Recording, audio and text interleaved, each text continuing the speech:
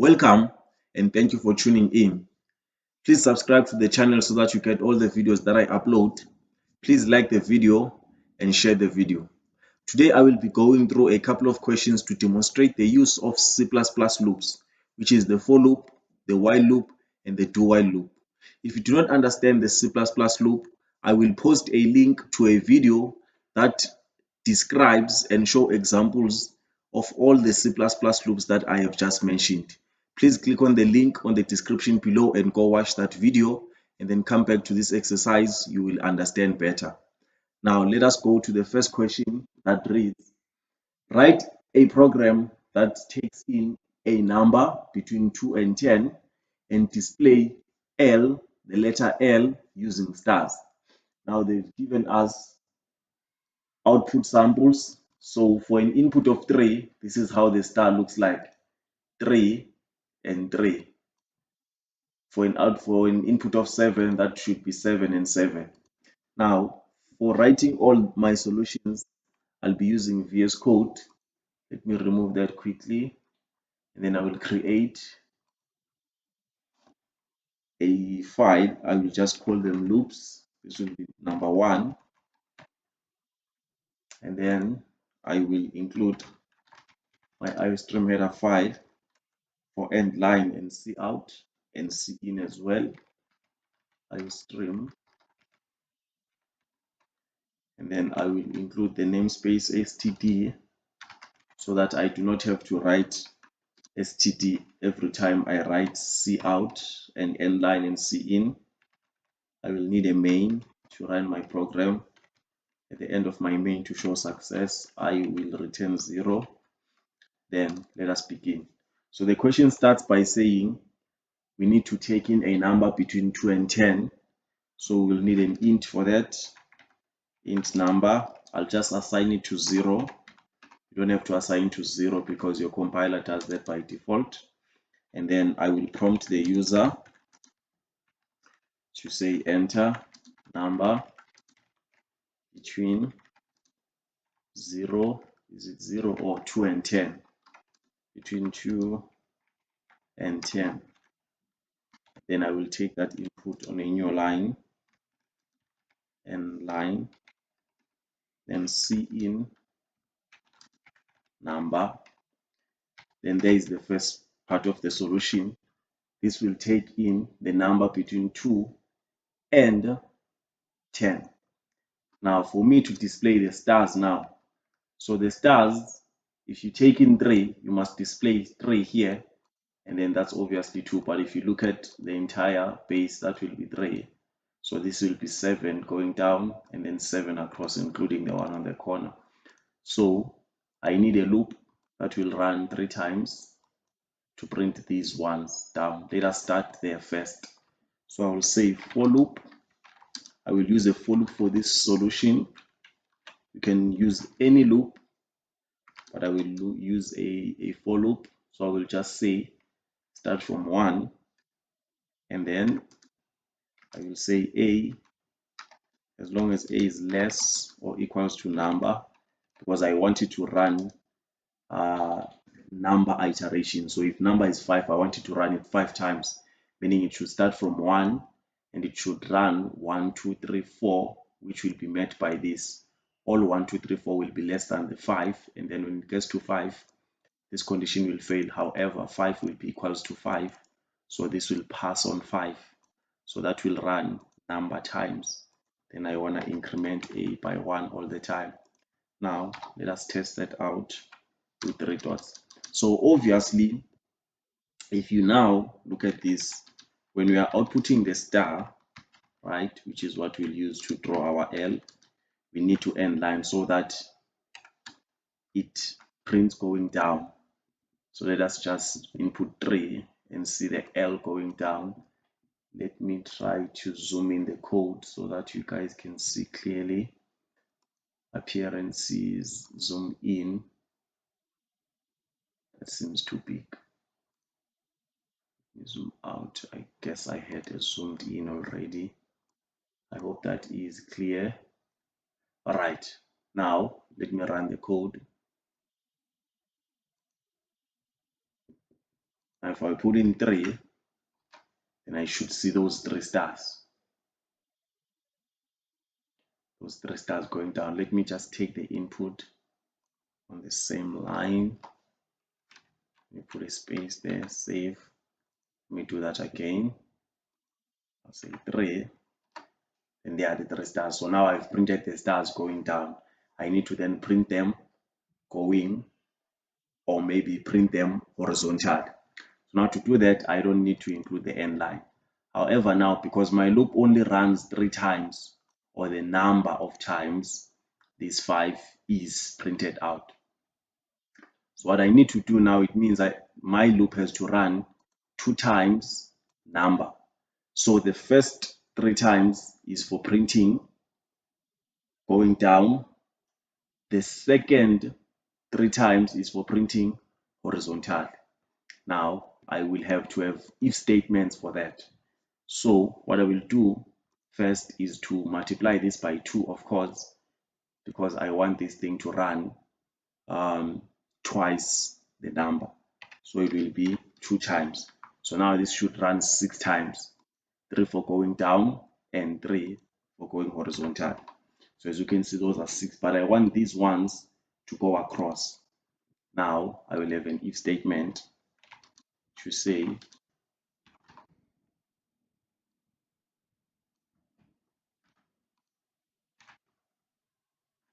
so if, right, number, I mean if A is less than number or equals to number, which means from 1 to 3, I want to output going down. Now let us test that quickly so that you can see this solution step by step. You will see now that I will not print all the 6 dots, I'll just print 3. So now all the other 6, this if statement is not met. Then I want now an else, meaning when that is not met, it means now I wanna see out the star horizontal. Now the star, now I don't wanna end line now, right? What I wanna do is to just give it a space. So in terms of the space, you can write the space out as a separate string, or you can just put the space here, right? But for now, I will just put the space with the star. Say that, let me run. Now this should output the first 3. This one should output the second 3 because this will be failing from 4, 5, 6, which is the second 3. Now if you look at that 3, now as you can see that you have 1, 2, 3, and then you have 1, 2, 3. Now the one thing that we do not want about our star is that, right, we want to output the first 3, right, and then on the last one we do not want to end line, because on the third one, if you can look at here, so in the first 2 we want to output on a on a different line all the time.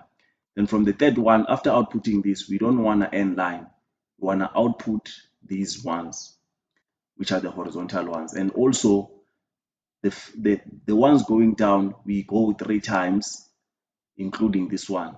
But when going horizontal now, we need to go number minus 1, because we can't count that one, because this one will be counted with the ones going down. Then here we need number minus 1, which means it's 2. If you count these ones will be 6. So the part in there is number minus 1 for the horizontal, and then it is number for the ones going vertically down. Now let us write that solution.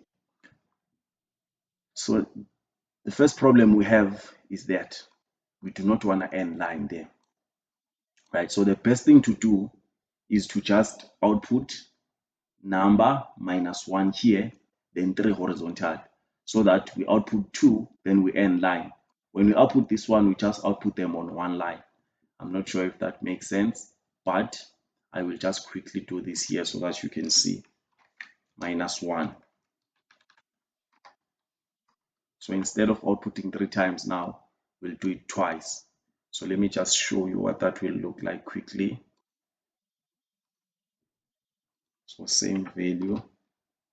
So as you can see now, what that did was it said 1, 2, because that is n minus 1. So it did output the 2, and then it did execute the n line on the second one. So that's why we are starting on the new line. So now when it's 3, now it is failing, right? When a is 3, this condition is not met. So it starts executing the else. So that is 3, 4, 5, 6. Now we don't need the last one. So in order for us to not output the last one, you just need to what here? You need to subtract 1 from this. So if that is 6, you must then go and subtract 1 here, so that it runs 5 times. Now I think it is very important for you to first multiply a number and then subtract 1. Because remember, if you had said this is 2 times number minus 1, that would have said 2 minus, that would have said 3, I mean, minus 1, which is 2. 2 times 2 will be 4, which will not work because we need it to go up to 5. So you need to multiply a number, which is 3 times 2 first. That's why I've included the bracket. If you get 6, then subtract 1, then you get 5. So the order of that operation is very important. Now we have completed the solution. I hope you saw how I developed it step by step, which is why I just did not want to write the code as a whole. I wanted to show you the thinking process, that you need to solve problems step by step, to not just try to write the code all together, especially as a beginner. Take it step by step, write a piece of functionality, run it and see it working, improve, step by step until the final solution. Now for me, I think I have reached my final solution from here. Now if you put in 3, you should see the L. 3 going down, 3 going horizontal, including this star on the corner. Now let us test the second output now, which is 7. So we have 7 vertical and then 6 horizontal if we are not counting the star here. Now let us go, clear this, and then run my code. Input 7. Then as you can see, 1, 2, 3, 4, 5, 6, 7, and then 1, 2, 3, 4, 5, 6. That is your solution. And then all the numbers in between should also print as a star. 9 vertically, and then 8 horizontal. It will be 9 if you count this one as well on the horizontal. So that is the solution to question number 1. I hope you understood that. Let us go to the second question.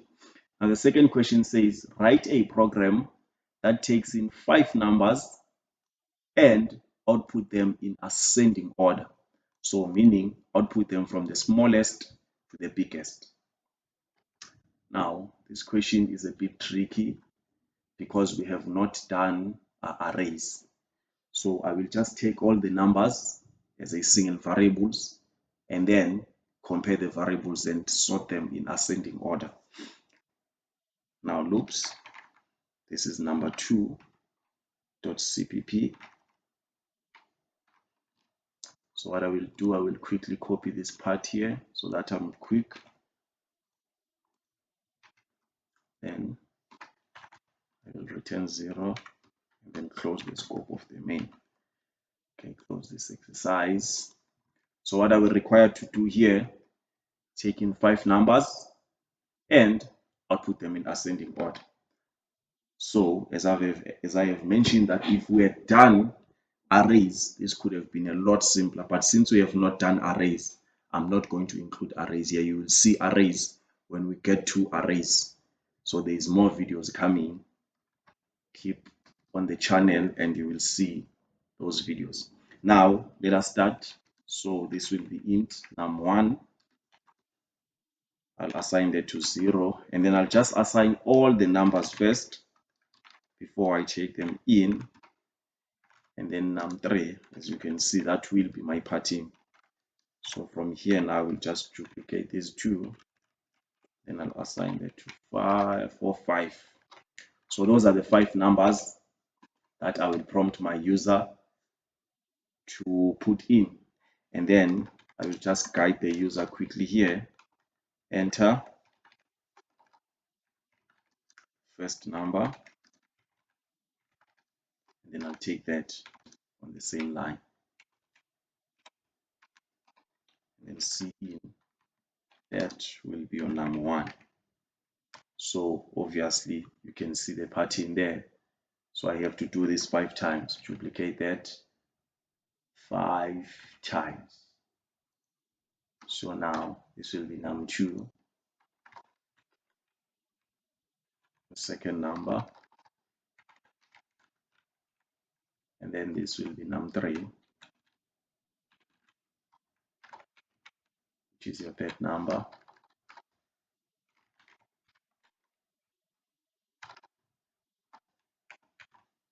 and then this will be number 4.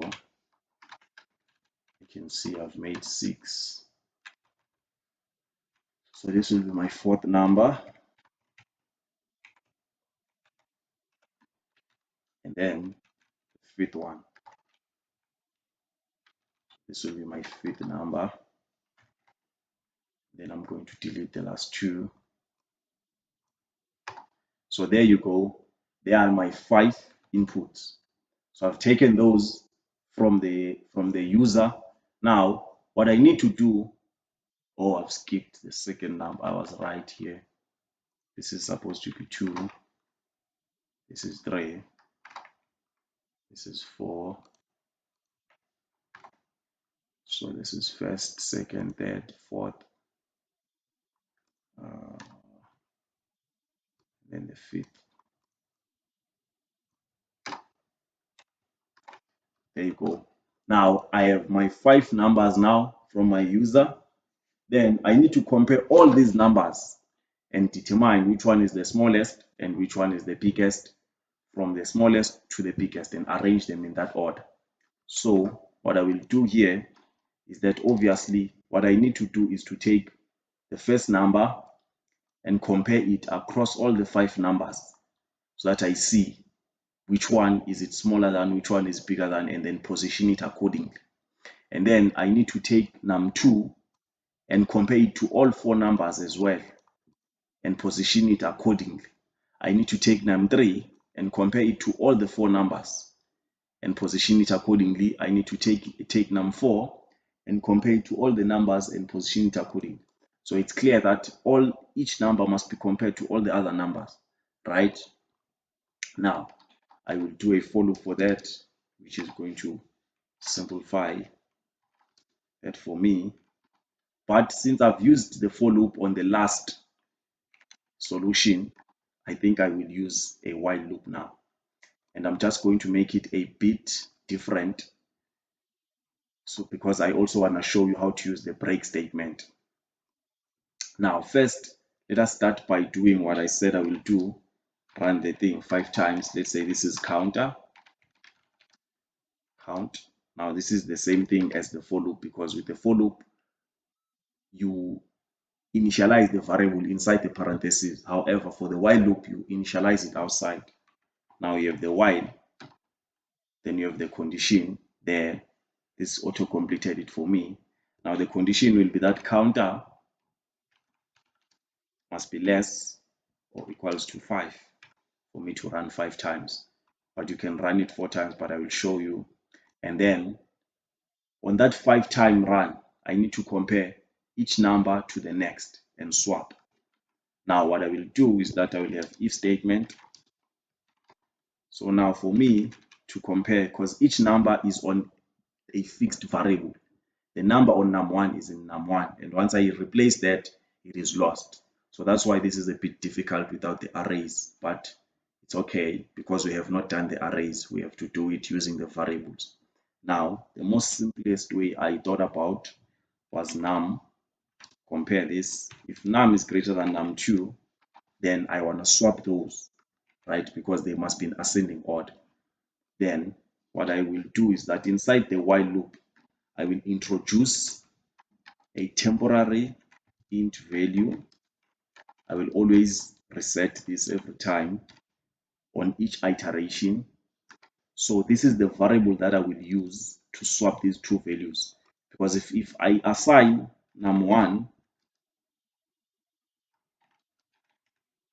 with a value in num2, then I would have lost the value in num1. If I do it like this, because I want to swap the two values, if I say num1 is equals to num2, by the time I get here, the value in num1 is the same value as num2. So num1 and num2 will have the same value at the end, because the value in num1 has been lost. So what I want to do is to first take that value from num1, keep it in this temporary variable, so that when I override it, since the value is lost in this num1, it is still kept in temp. So I want to assign num2 from the value in temp, which was the value in num1. That's how you swap values between two variables. Now I've ordered these first two. Since that will be greater than that, or this will be smaller, now those two, those two are swapped. And then what you will do next is to compare the second part,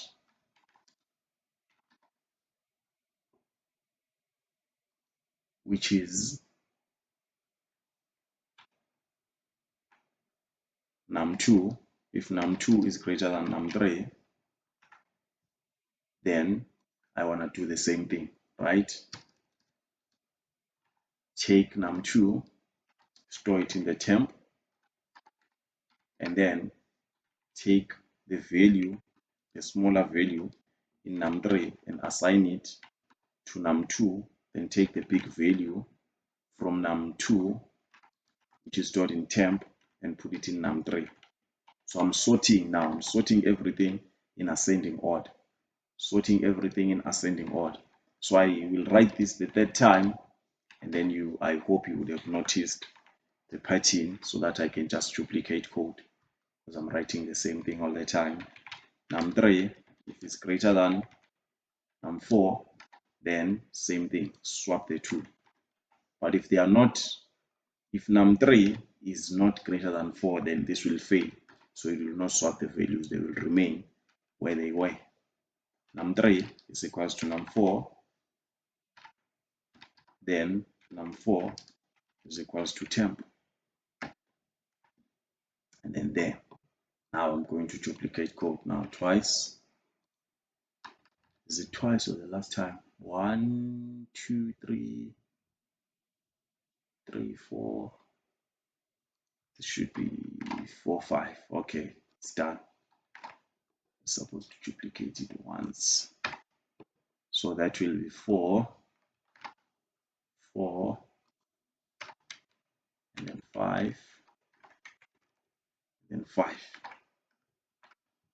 Now when you look at this code, on some instances, I think on the first time, it will run. So now let us test the code, input some numbers. I will just first input the simple numbers between 1 and 5. So I'll just put in randomly 2, 4, 1, 3, 5.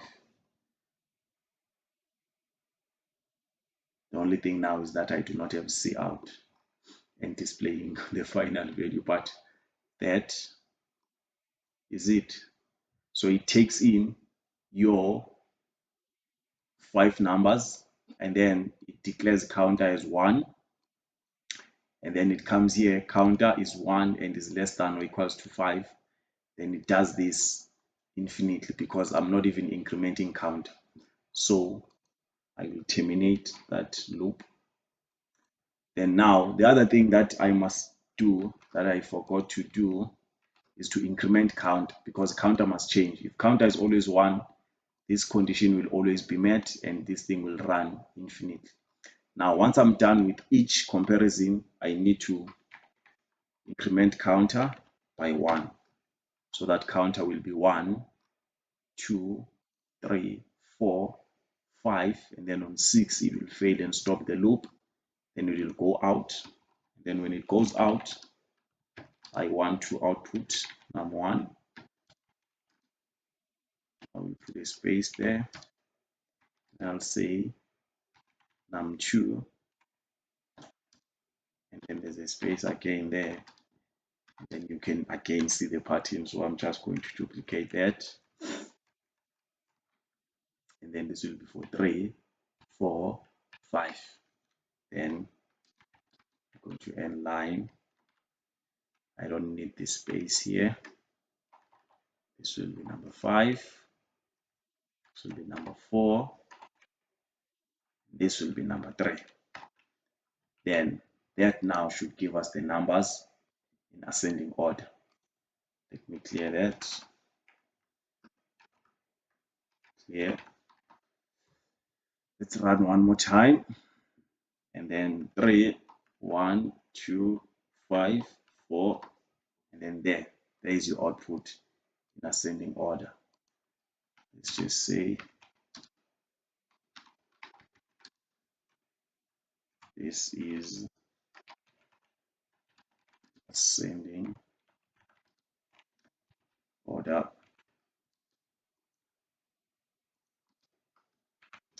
Run that, and then I'll just now insert random numbers and see how the code does. 13, come here, enter. Ooh, that's the biggest one. So the ascending order is 13, 25, 26, 3,000, and 87,000. So as you can see, the code, it works properly. Now I'll run that the last time. Then you can see 13, 200 and something, 300, 134, enter. There you go. 1334, 123, 234, 345. Then that is the solution to the second question. Now I will give this assignment to those who are curious. Play with this number here, because this is running 5 times, 4 times work as well. Let me save that and run. It's 24, should be here. 64, 832, 34, 64, there you go. 24, 34, double 64, and 800. Now go and figure out what is the minimum iterations that you need to do to solve any given 5 numbers into an ascending order. But that is the solution to the second question. Just need to make sure that you compare one number 4 times, which is all the other numbers, and then sort them in the corresponding ascending order, then display them after the output. Now going to the next question, which is number 3. Number 3 reads, write a program that takes in a number between 0 and 6, which is 1 to 5, and output all numbers between 0 and 1,000 that are divisible by number.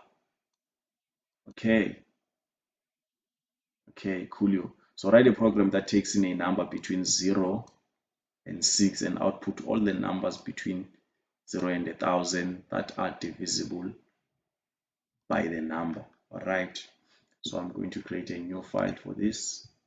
This will be loops 3 or loop 3.cpp. I'll copy this part, copy, paste there, return 0, and close the scope.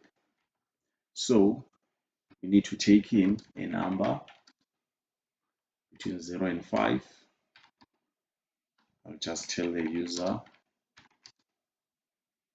enter number between 0 and 5. I'll take that on the same line. Should I take it on the same line? Yeah, take that on the same line. And then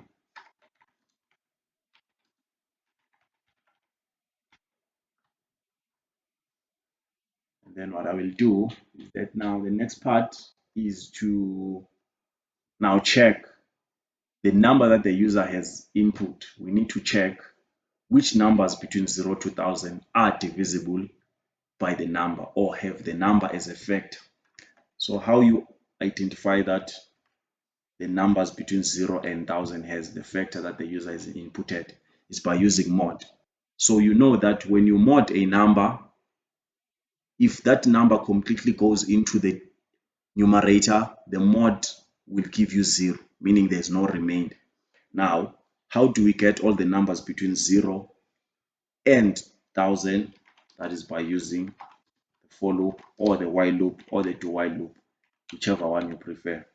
So this thing should obviously start from 0. Int a is equals to 0. Then a should go up to 1000. As long as a is less or equals to 1000, we want to keep going. Increment that 1 up to 1000.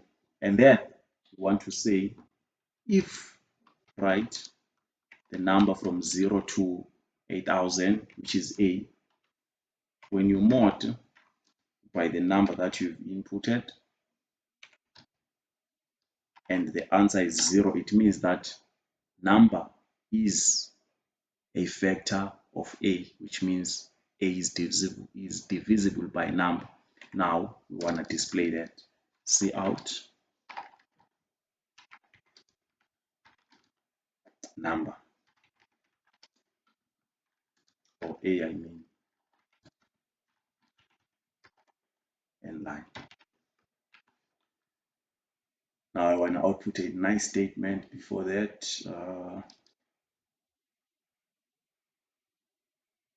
Yeah, I just want to say see out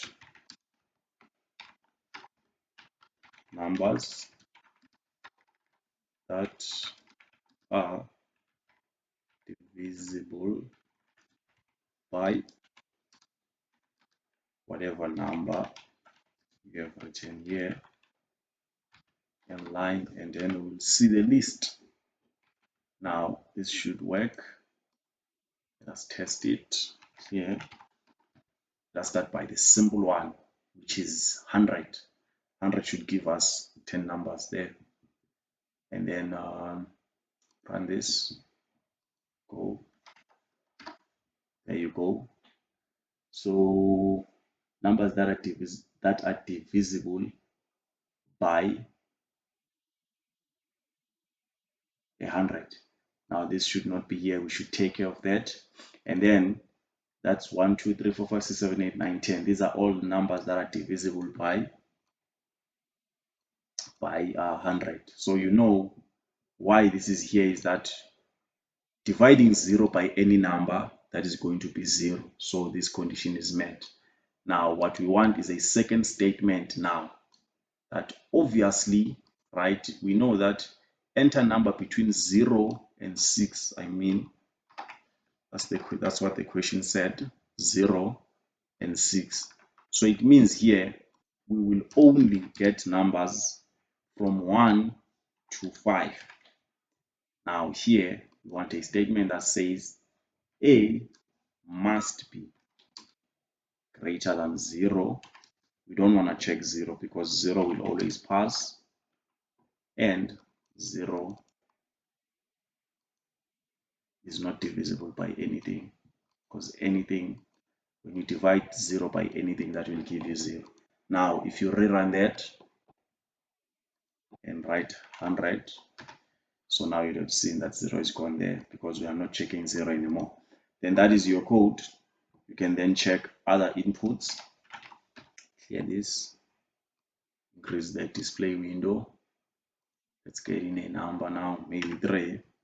That will give us a lot of numbers, but there, all the numbers that are divisible by 3, 3, 6, 9, 12, 15, 18, blah, blah, blah, blah. Let's get the last one, then move on to the last question. Let's say a weird one, 17. Ooh, a couple of them as well. 17, 34, 51, blah, blah, blah, blah. So those are all the numbers divisible by 17. There is my nice statement before the series or sequence of numbers there. is the statement. Numbers that are divisible by 17. There you go. Now clear the display and then go to the last question, which says write a program that takes an input in the range 1 to 500 and display all the prime numbers. So it's a similar question to this one.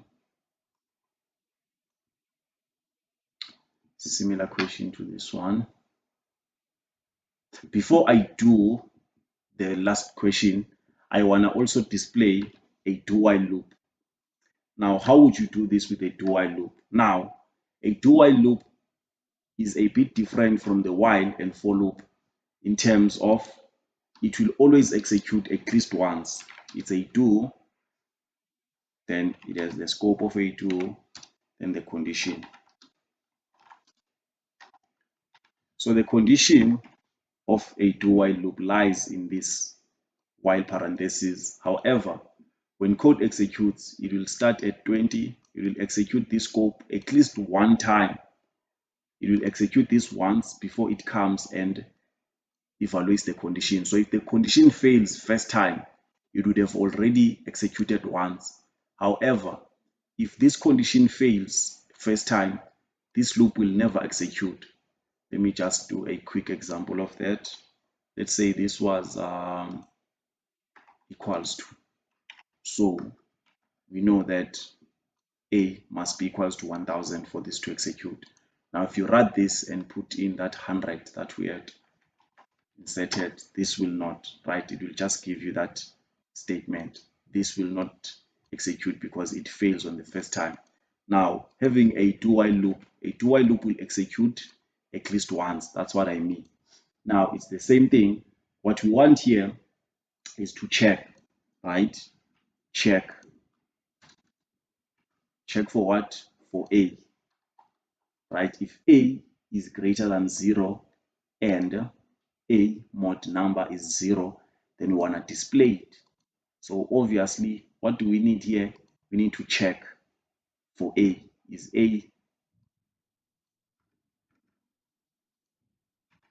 A less than or equals to 1000? And A is not declared. So just like the while loop, A must be declared on the outside of the do while. And then, because now if we do not change A at anywhere, this will always pass because A will always be 0 all the time. So we need that incrementation inside the do while, and then it will perform the same way as the for loop. So this is what a do while is. Now, if we test with that 100 again, it should give us our 10 numbers that are divisible by 100. So this is what a do while is. Do, that's the scope of the loop. While, that is the condition. However, the do scope will always execute at least once because it executes do before it checks the condition. Now let us move on to the last question. I had already read this. We are running a loop from 0 to 500 and we want to display all the prime numbers. Let me create a file for the last question. Oops, for .cpp. Now let me copy this over. Copy, paste, return 0, and then close the main scope. So the first thing that we need is to take in the number from the user. I'm just going to display a message for the user. Enter number from 1 to 500.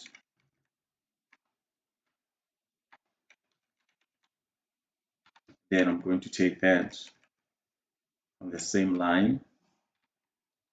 Just confirm the range. It is 1 to 500. And then cin, I'm going to take in number. So there, I am done now. Taking in the input from the user. Then I will need a for loop, of course, to check all the numbers in the range.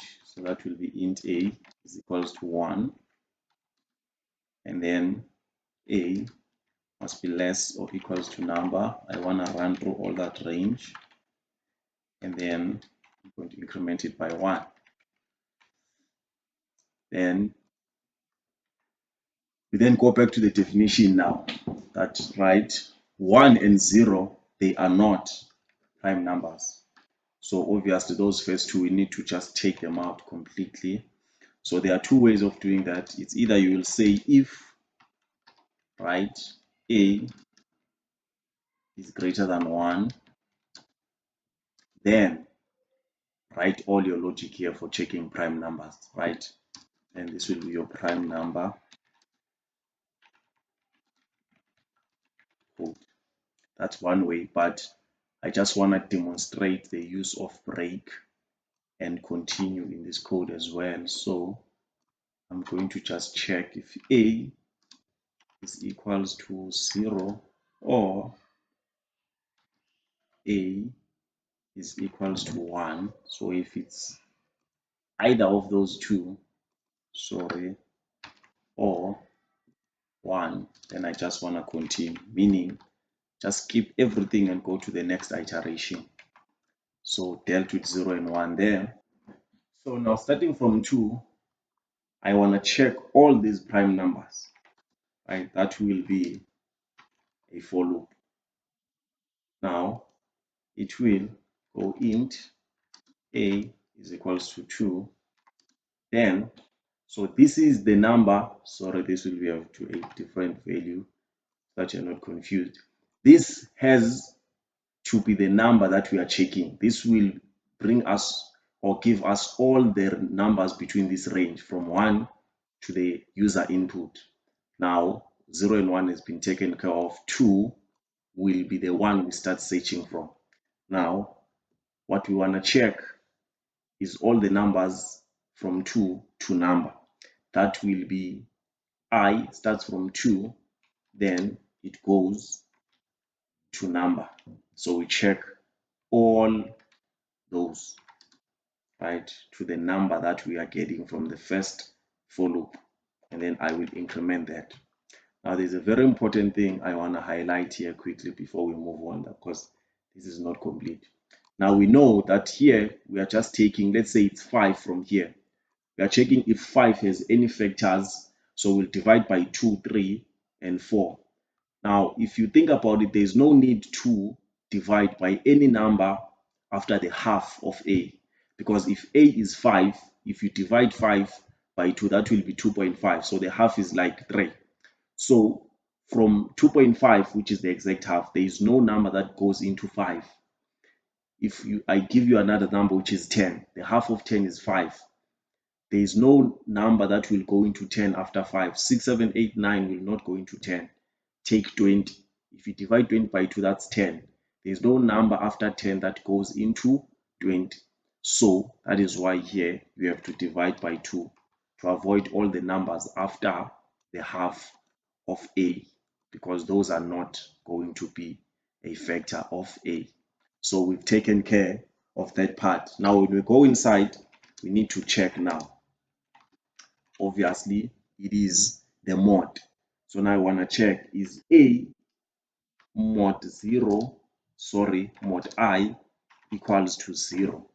So we want to check if a has a factor of the numbers from 2 to the half of a. So if it has a factor, so the number we know it is not prime. Now that is the structure or the logic for checking if it's prime or not.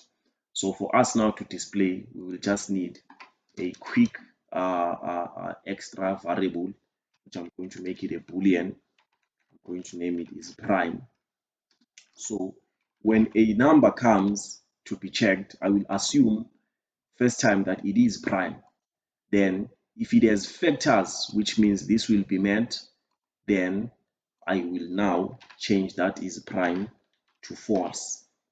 Right, now I know that this is false, and then I will then say outside this check, this for loop, if is prime, which means because this is already a boolean, I don't need to compare it, right? Because the if statement takes a boolean. So if it's true, this will be true, then this will be met. I will then see out a, which is our prime number, right? And then if it's false, which means it has a factor, this will be false, this will be false, then this will not be met, we won't see that number. Then each time we come and take in a new number to be checked, this false will be resetted to true, then the logic will continue. Let us test this now, starting with the simple and smallest one. Maybe let's start at 5. There are prime numbers 2, 3, 5. Let's run that again. Let's go to 20.